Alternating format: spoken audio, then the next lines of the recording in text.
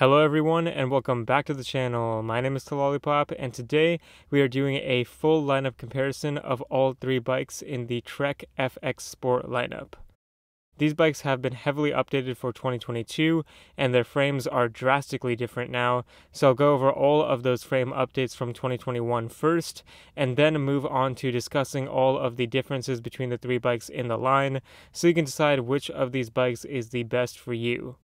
And real quick, I have seen most of these bikes in person and made a full video on that previously, so I'll link that video in the description below as well as on the top right of the screen right now if you want to see it. And of course, I'll be making a table to organize all of this info and I'll be giving my thoughts on which bike is the best value at the end of the video. Therefore, this comparison includes the FX Sport 4, Sport 5, and Sport 6.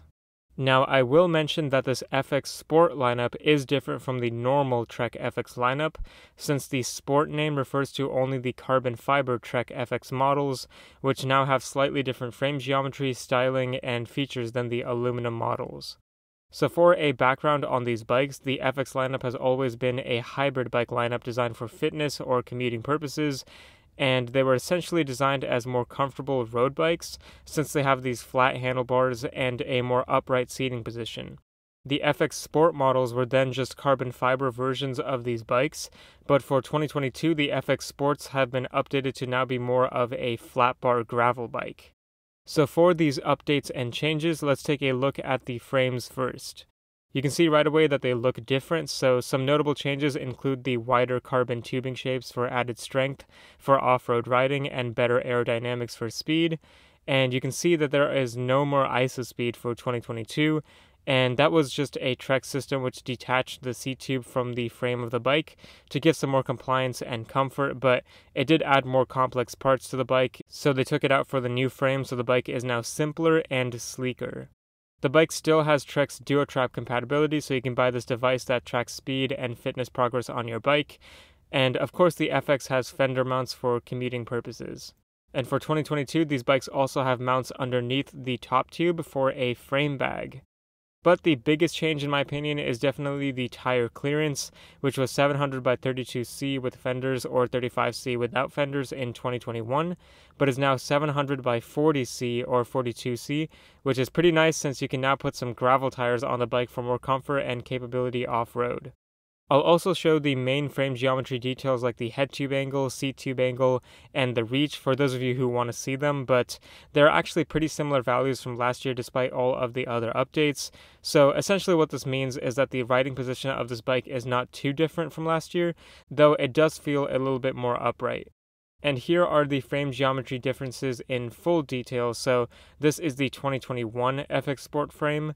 And here is the 2022 frame with all of the measurements in centimeters in case you were curious. Alright, but now let's kick off the comparison between the three models in the range. I'm going to start off by showing you all the parts on these bikes that are the same, so you can see what changes in the bikes later. So all three FX Sport bikes use the exact same frame, carbon fiber front fork, stem, handlebar, and grips. Besides that, all of the components vary from bike to bike, which I'll discuss now. So starting with the price differences, the 2022 FX Sport 4 is the least expensive model, coming in at $1,700 US, which is actually less expensive than last year's Sport 4, which is around $1,800.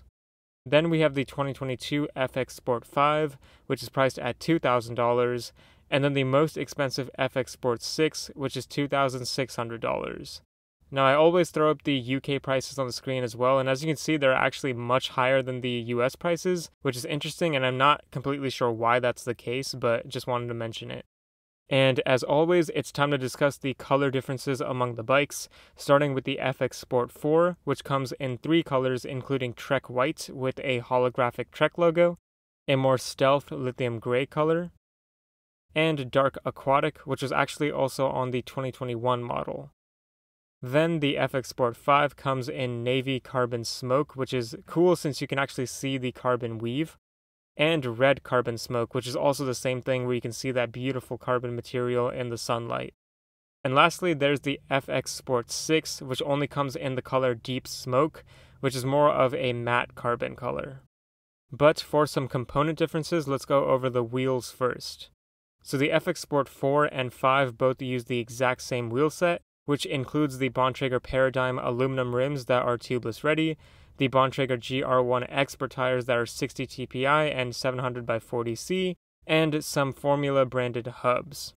The FX Sport 6 makes a big upgrade to the Bontrager Aeolus Elite 35 rims, which have a deeper 35mm rim depth for better aerodynamics, and they are made from carbon fiber so they are lighter in weight and much stronger. These rims are also tubeless ready, and the tires are actually tubeless ready as well since they are the Bontrager GR1 Team Issue tires that are now 120 TPI, so they are definitely higher quality and more flexible for better comfort. And an interesting note about these rims is that they are the same ones that are used on the Trek Emonda SL6 Pro, so they're definitely aero and fast. And the rear hub on this bike is now a Shimano branded 11-speed hub. Next we have the brakes. The Sport 4 uses ProMax hydraulic disc brakes with 160mm diameter brake rotors in the front and rear, and these are pretty generic off-brand brakes. The other two bikes upgrade to the same Shimano hydraulic disc brakes that have an MT201 lever and a Shimano Altus UR300 two-piston caliper with 160mm brake rotors as well. These Shimano brakes are definitely higher quality and will provide better stopping power, but I do wish they were a bit higher end for the FX Sport 6. And all of these bikes do have center locking brake rotors, which are more expensive and easier to take on and off of the bike. And finally, the last main difference between these three bikes is the drivetrain. So for a quick overview first, the Sport 4 uses a mainly Shimano Dior 1x10 drivetrain, which means it has 10 total speeds with 1 gear in the front and 10 gears in the back. The Sport 5 and Sport 6 actually use the exact same drivetrain, which is a mixed Shimano 1x11 drivetrain with GRX, 105, and SLX components. For the specific parts, let's start with the shifters. The 2022 FX Sport 4 uses a single Shimano Dior M4100 10-speed shifter, while the Sport 5 and 6 go to a Shimano 105 RS700 11-speed shifter. The 105 shifter can shift up to 4 gears with a single push of the lever, while the Dior shifter can only shift 3 at a time when going to an easier gear. Next, we have the rear derailleur, which is a Shimano Dior M5120 on the FX Sport 4, and a Shimano GRX RX812 on the other bikes. Both of these derailleurs have a clutch to add tension on the chain to keep the bike quiet and functioning properly, but the GRX is definitely much higher quality and more tuned for gravel riding. For the gears, I'll talk about the front crankset and rear cassette now. The crank is a more generic pro-wheel alloy 42 tooth on the Sport 4, but the 5 and 6 go to a GRX RX600 40 tooth crankset that is definitely constructed better with higher quality and lighter weight materials. These cranks are then paired with a Shimano Dior M4100 11 to 46 tooth cassette on the FX Sport 4, and a Shimano SLX 11 to 42 tooth cassette on the Sport 5 and 6.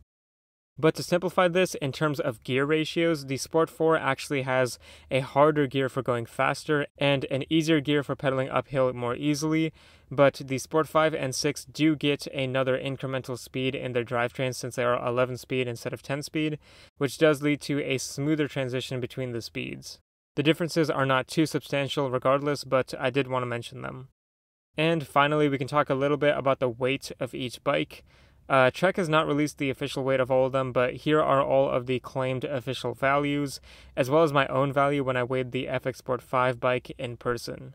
So even though the Sport 6 is weighed in a size large, it's still more than 2 pounds lighter than the 4 due to those lighter wheels and lighter drivetrain.